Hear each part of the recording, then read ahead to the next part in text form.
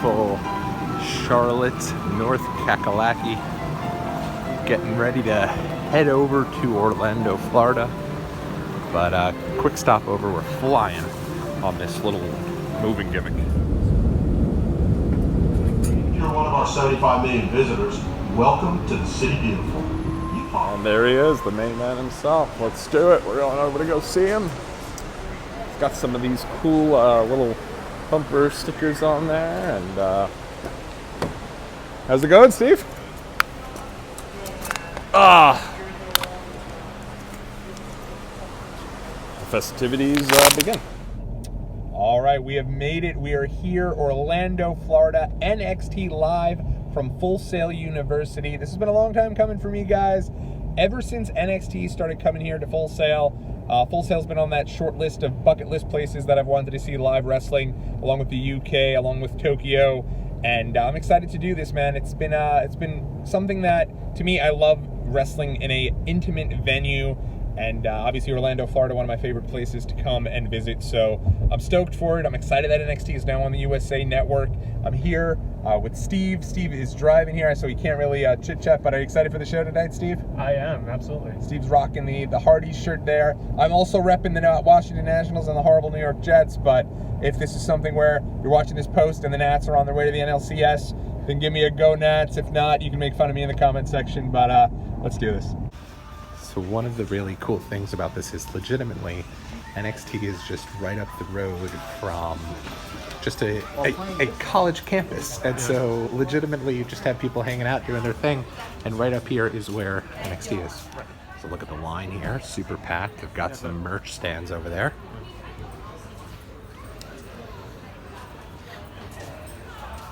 Let's go move on over, check out some of the merch here.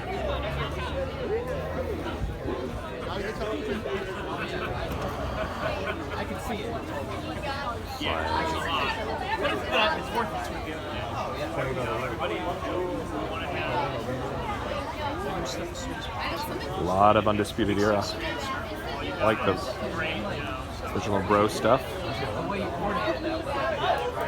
It's very cool.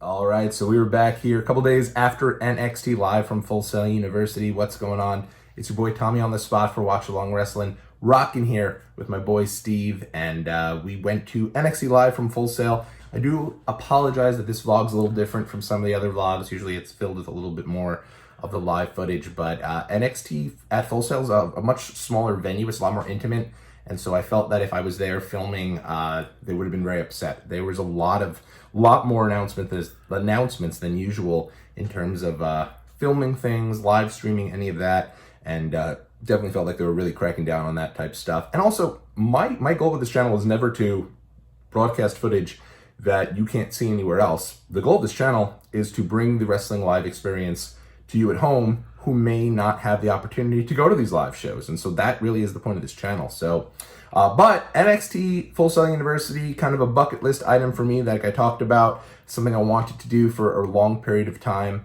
And Steve, what did you think of the live experience? I thought it was really cool. It was the funny thing is that it wasn't even really like the smallest show we've been to. No, that's we've definitely been to other shows, those independent shows, but it did have that feeling of that very intimate feeling, and it's it was a lot of hardcore wrestling fans for sure. Absolutely. And a lot of so that was really cool to kind of have that experience as well. So yeah, overall it was really cool. Yeah, and it was you got there and you definitely felt like a sense almost of like a family type atmosphere. It's clear that a lot of folks who go to these shows go every single week.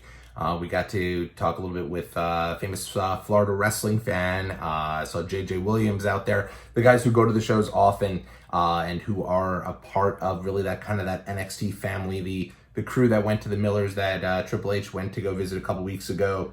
And they're all just very accepting. Everyone's just happy to be there. Everyone's excited to be there for wrestling. And I'd say probably the number one thing that kind of jumped out at me was not only that we were at such a small venue, but we were at a smaller venue, and then you kind of have to remind yourself that, like, this is live on USA, a major network. This is a WWE produced product. In between the matches, when they go to commercial breaks, you're getting the same packages that you'd get at a WWE show. The package that promotes the Austin 316 and all the different catchphrases of the past and different things like that. So that was pretty cool. So I guess we'll go through kind of to give you guys an idea of what we saw from the show. So what was the first thing that jumped out to you when I first got there? The fact that it was just on like a regular college campus. Yeah, absolutely. We walked past the college library and student lounges and stuff, and there were just college students from Full Sail, just there chilling.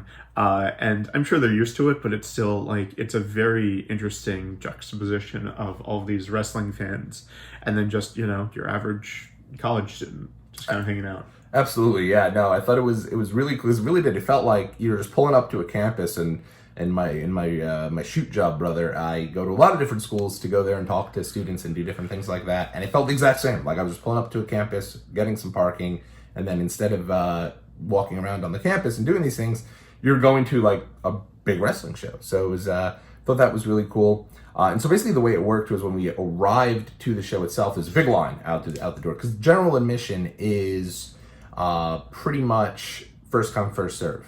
They're going to seat you wherever they feel like they need to have the building looking full, and they're not having too much trouble with it now, because a lot of folks are going because of the TV shows and different things like that.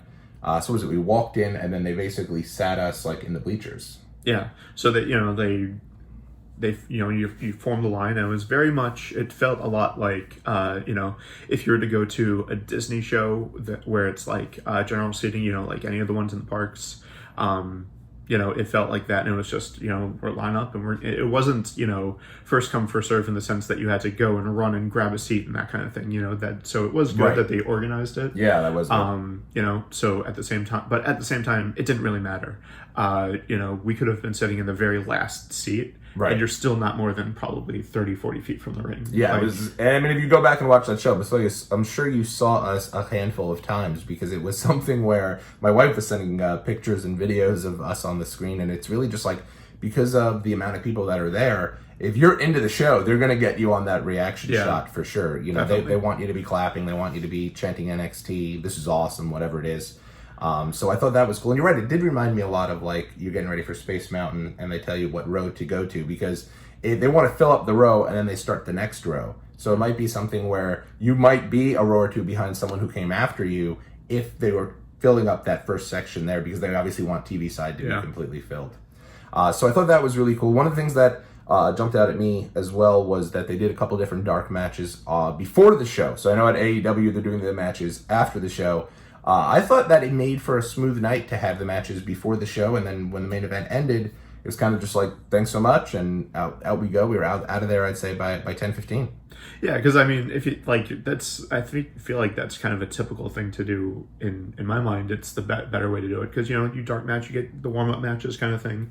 If you're right after the main event and you're hyped from all that action that you just saw, and now it's all right, let's bring out these two people that you have no idea who they are.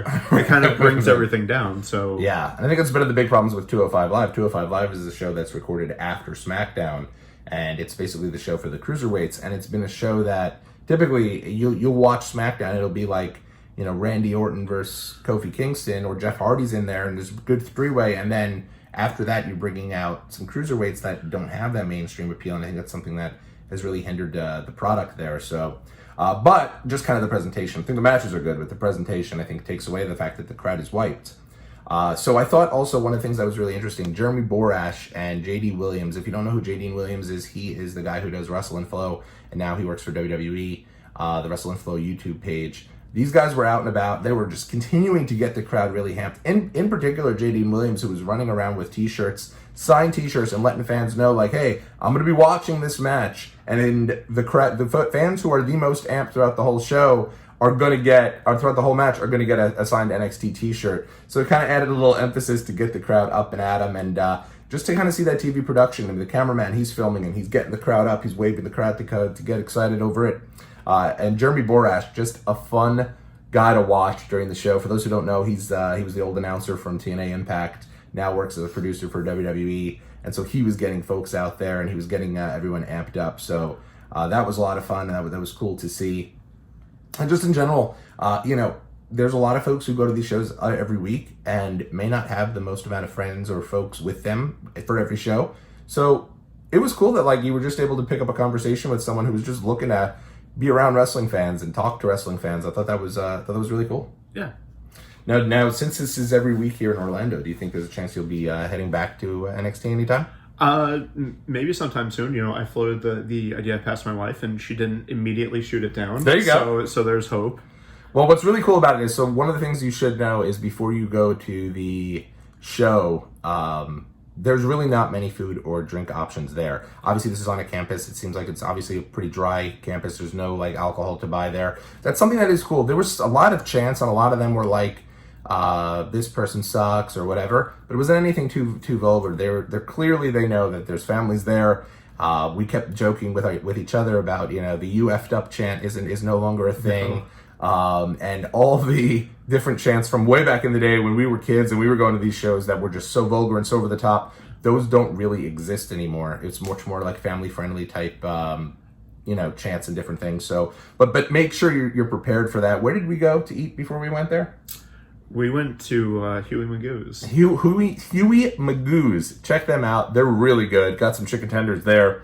And then we went to, afterwards, and I showed you guys at the beginning of this video, my Nats jersey there. We went to go check out, went to the Millers to watch a little bit of the end of the game there when Howie Kendrick hits the grand slam and the Nats finally move on. So go Nats, that was fun. But yeah, make yourself prepared. Turn it into a day. You know me, man. I'm always trying to look for something to make the wrestling event a little bit more by adding some place to go eat or something extra to do. There's no merch inside either. There's a merch stand right outside of the venue. So if you're going to get your NXT merch, get it before the show starts. And then if you want, I think they have like some sodas and some chips, and the students are on hand kind of selling that stuff, I think, to raise money for the student government. So if you get a chance and you want to support that, that's cool. I bought a soda, but other than that, there's really not too many options in terms of food. But that's pretty much going to do it here. Did you enjoy your time, though, at NXT? I did, yeah. It was a lot of fun. Absolutely, yeah. If you guys get a chance, definitely go check it out. Again, it'll be wild to see, William Regal and Triple H and guys you grew up with wrestling at WrestleManias in an intimate venue, and it's a really a worthwhile experience. I feel like even if the show isn't something that's outstanding, by being there so close and by seeing it so close, it really adds to the production, and it adds to the live experience in general. So keep it locked right here to Watch Along Wrestling. We'll be back throughout the month here, now that we are back and doing some more fun stuff here. Hopefully you guys enjoyed. Let me know what you thought in the comment section below. Let me know if you're watching NXT or AEW. And until next time, everybody, make sure you leave a like and subscribe. I'll see you guys in the next video.